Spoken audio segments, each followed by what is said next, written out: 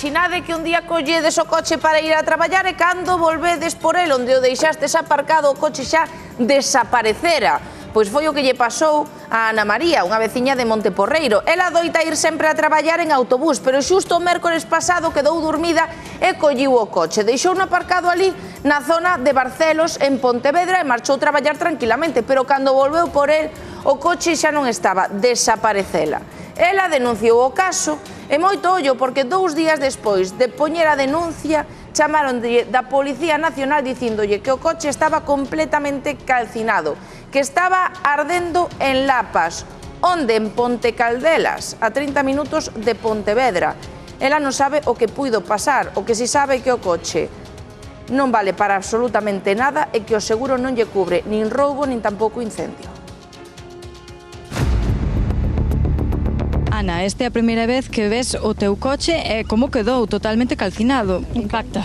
Impacta, sobre todo velo así, pois sí, impacta un pouco. A ver, cando me dixeron que, cando dixo a Guardia Civil que estaba queimado, pois sí, realmente xa me imaginei que iba a estar destrozado, o sea, totalmente destrozado, sí. Pois mira, non che podo decir o que pasou, eu sei que aparquei no mércores ás 7 da mañán, cando fun para traballar, cando saín ás 2 da tarde, pois encontreime con que o coche non estaba. Entonces, bueno, chamei a policía local por si o había levado a grúa ou tal, e xa me dixeron que non, entonces automáticamente xa di por feito que o habían roubado. E dai, pois, en adiante nada, fun a poñer a denuncia e nada máis. Os 2 días apareceu. Sí, apareceu, chamou a Guardia Civil o venres por la mañán, sí, que, bueno, que había aparecido a tal, pero que estaba queimado.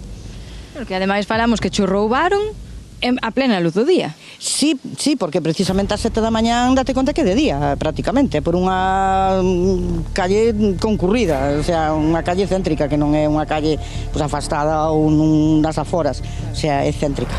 Motor desfeito, a carrocería toda desfeita, que pensas ti que puido pasar para que che fixesen eso a ti?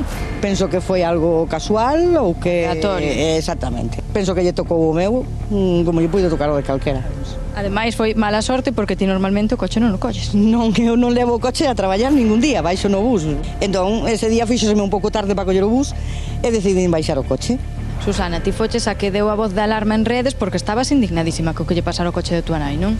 Totalmente, ademais para que tamén o sepan outras persoas de Pontevedra, porque a calle na que pasou é unha calle moi céntrica, está moi preto do centro, aparca todo o mundo ali e parece mentira que haya pasado isto de 7 da mañán a 2 da tarde. Entonces, unha que o sepa máis xente e tamén se alguén puido ver algo millor que nos puides axudar e que tamén se fagan os esfuerzos para encontrar quen fixo semejante faena, verdad? Ten pasado algo similar de roubos de coches, incendios en Pontevedra? Tens escoitado algunha cousa, pero en Pontevedra centro, dende logo, non. O coche pois era vello, non era, pero a miña nai daballe un servicio, entonces ahora ten que depender pois de min, sobre todo, o sea, que perde a súa independencia totalmente, porque lle daba un servicio que agora pois non o vai a ter. Agora o seguro cubre bolo? Non porque o seguro tiña solamente lunas, polo cual non nada. Polo menos estaba o coche baleiro, non estaba, sabes, con xente ou con nada, algo casual. Nin os anos de